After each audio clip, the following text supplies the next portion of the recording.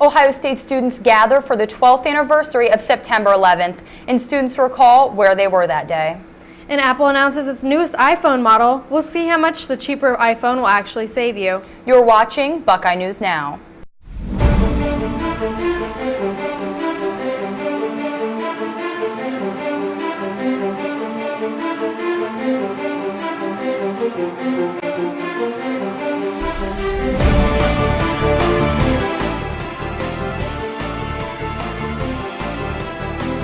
I'm Asia Gore. And I'm Alexandria Chapin. Welcome to Buckeye News Now, your source for campus news. As people take the time to remember September 11th here at Ohio State, students and faculty gathered at Mirror Lake to pay their respects. Alice Buckeye has our top story. 12 years later, the Buckeye family gathered together at Mirror Lake to reflect and remember the 9/11 attacks. Whose broad stripes and bright stars. Students spoke with their fellow classmates about how these September 11th attacks affected this generation. As our grandparents were defined by World War II, and as our parents were defined by Vietnam and the Berlin Wall, we are defined by the terrorist attacks of 2001. But we are also defined by our sense of patriotism. For me personally, September 11, 2001 was the first time I remember watching the news. Terrorists took our youthfulness prematurely, but at least as a result, we were able to move forward as a generation of 9/11 children who understand and feel the duty of our country and our world. Reporting for Buckeye TV, I'm Alice Buckeye. That very touching moment was that of a resounding impact. Students tell us where they were on that day 12 years ago. We were in gym class, just sitting. The teacher kind of stopped class and had everybody sit down, and nobody knew what was going on. But I remember my mom came and picked me up because she just didn't know what to do and was freaking out. Is it going to happen to your school too? So she was just really worried about me. I think I was too young to really have any feelings about it, but when I saw it on TV, it was like, oh my gosh, that looks really bad. My teacher just left the room out of nowhere, mid-sentence, and we were all like, what? And he came back in and he just turned on the TV, and I didn't understand what was happening because I was in like 3rd grade. But my mom came and picked me up and she explained everything, and I actually had a relative who lived over there, and she had to be evacuated and all that stuff. So once my mom explained everything to me in my 3rd grade mind, I remember exactly where I was and what happened. Students also remembered 9/11 by giving to others. A blood drive was held by the American Red Cross Association outside the Thompson Library. I think it's important for hospitals to have blood on reserve, as much blood as they can, because you never know when something's going to come up, especially an event like 9/11. I'm sure that was a huge day for blood donations, and so I like to donate as often as I'm allowed to.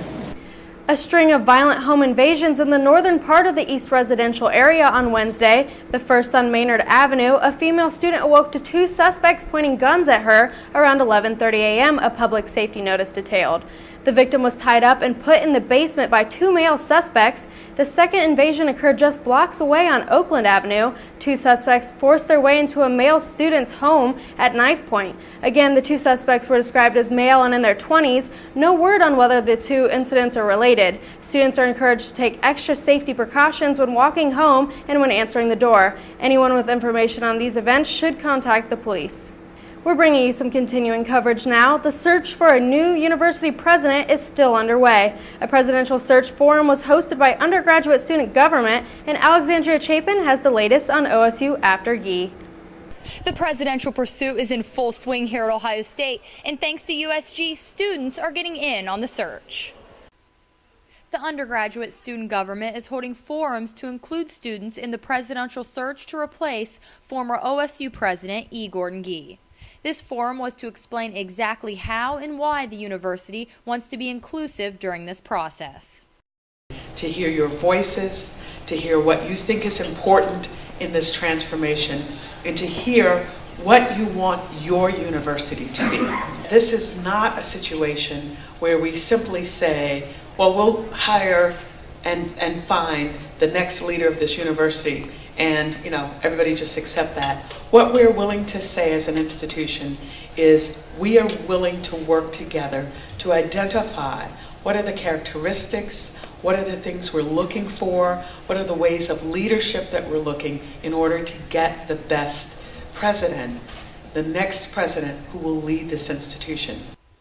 Including students in the presidential search is something USG President Taylor Stepp calls unique, but the search could take about a year. Stepp said they want time to choose the right candidate, and until then, Joseph Faluda will act as interim president. Not at every institution are students included in something like this. For instance, at the school up north, they have no students on their search committee. They have no true model of shared governance, and I think that's echoed at many of our peer institutions across the country. Thankfully, we have 3 students on this committee. This process will dictate the future of the university for years to come.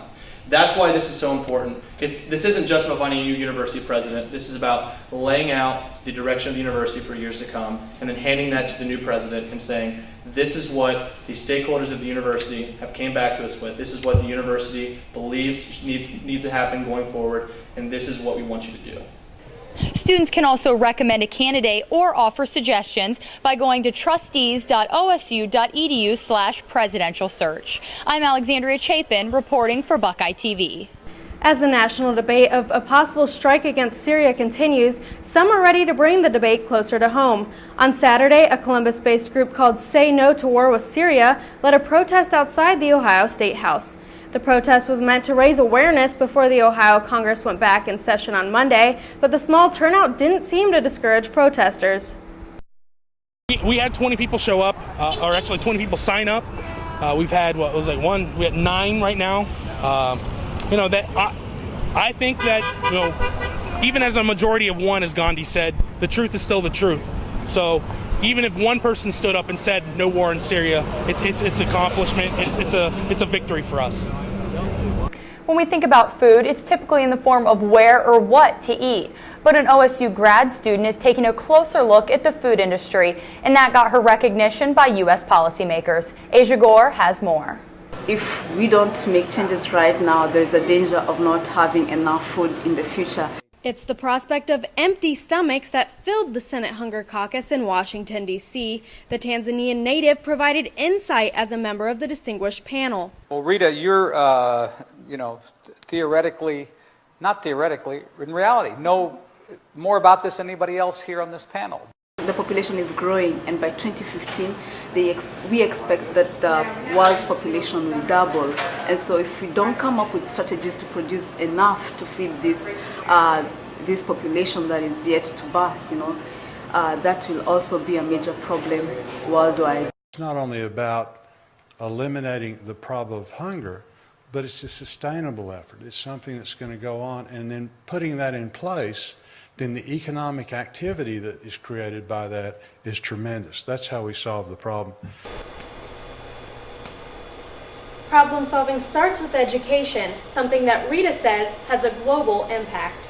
For us, now that we're learning and we're getting this new technology, we can actually make that transition a reality. If I learn things about food science, when I go back to my country and implement them, that makes a lot of sense, and so many other people who are in this agricultural field, if they are able to implement what they learn in schools, it really can make a difference. Apple just announced their much anticipated new versions of the iPhone, including their new lower cost model, the iPhone 5C. The traditional upgrade from the iPhone 5 is the iPhone 5S. Although the new iPhone 5C, which comes in various colors, is marketed as a cheaper version, the retail cost is at $549. It is offered for $99 with a 2-year contract. The iPhone 5S sells with a contract for $199, and this new iPhone will come in gold. There's also a new fingerprint sensor known as Touch ID, which will help enhance security. These new phones will be available September 20th, and a new operating system, iOS 7, will update on current iPhones September 18th. Following Apple's announcement of their new products, their company share dipped nearly 3%. We'll probably have a line out the door. We always do. I think the 5C will be more popular because of the low cost. It's going to be just like the 5, and there's going to be different colors. I'm looking forward to the change. From what I understand, it'll be like having a brand new phone. You can block numbers straight from your phone rather than going through your service provider like Verizon, Sprint, AT&T. When we come back, what OSU's doing to prevent suicide as we recognize Suicide Prevention Week. Plus, we'll find out where you can go for the best midnight snacks. All that and more, stay with us.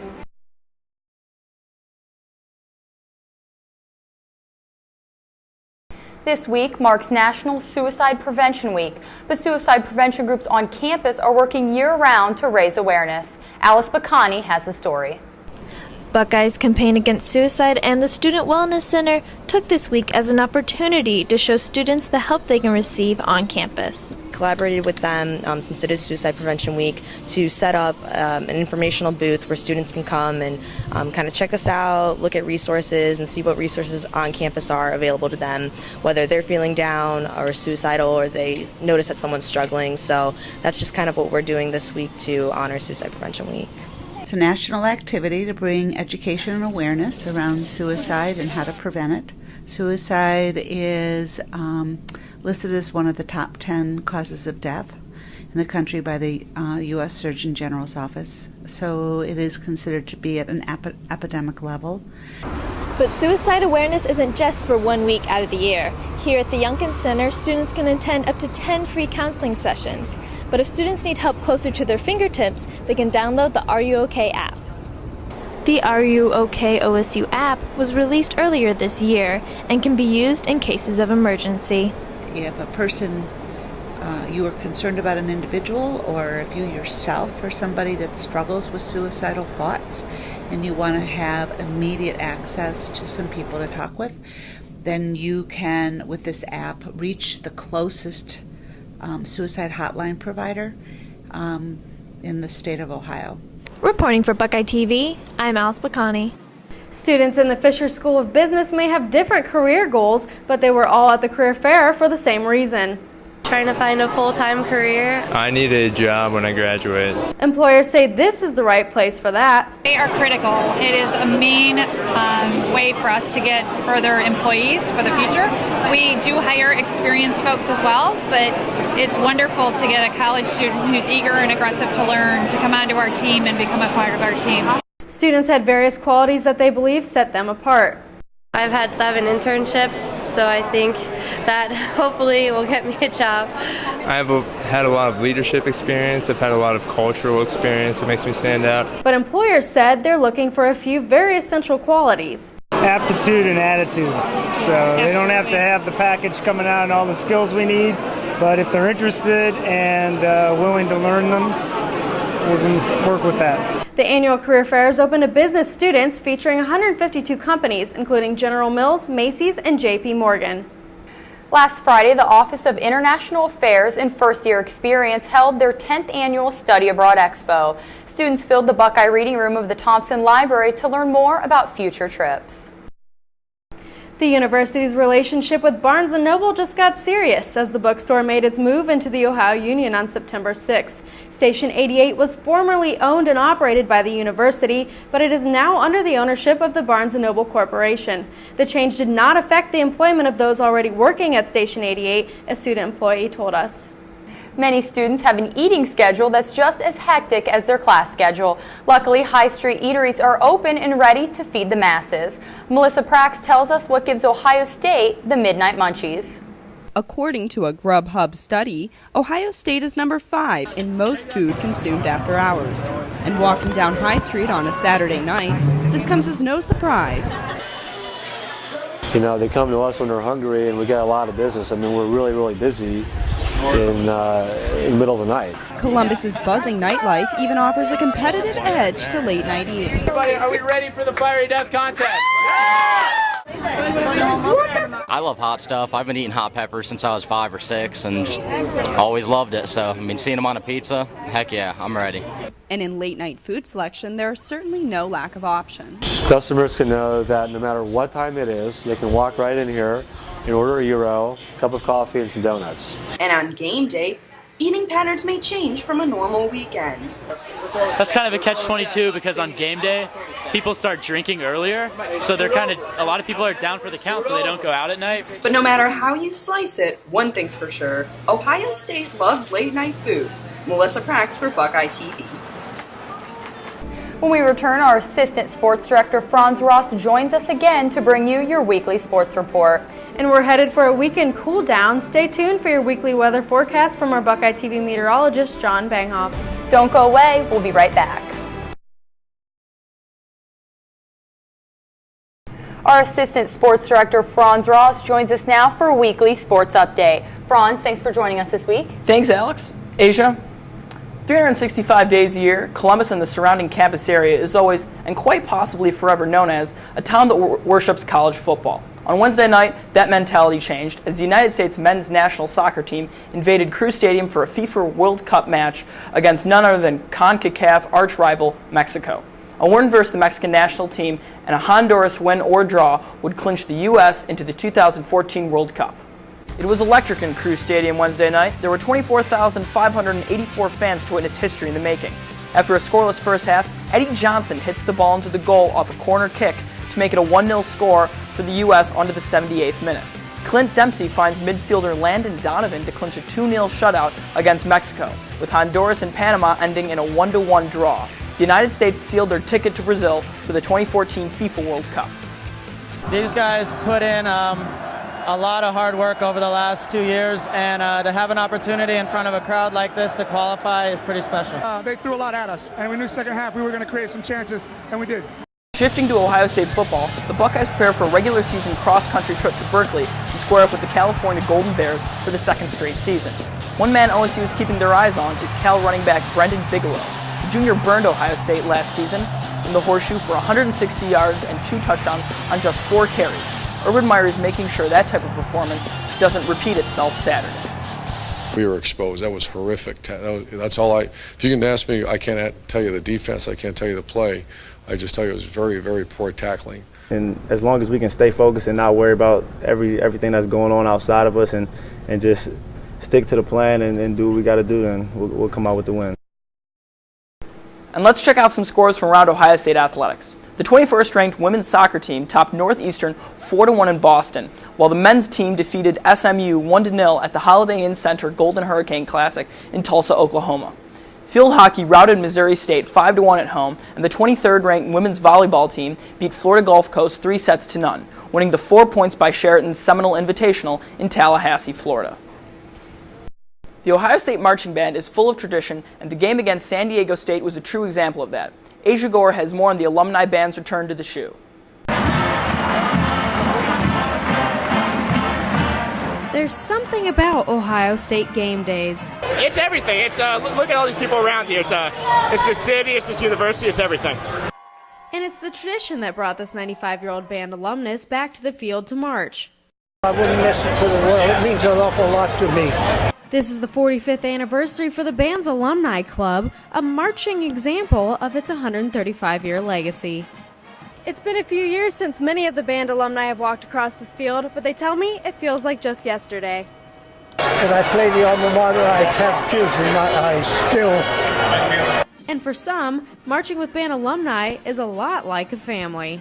It's actually a great time. My brother's in the band, and my dad and uncle are in the alumni band, so it's fun to have all 4 of us marching on the field in different scripts.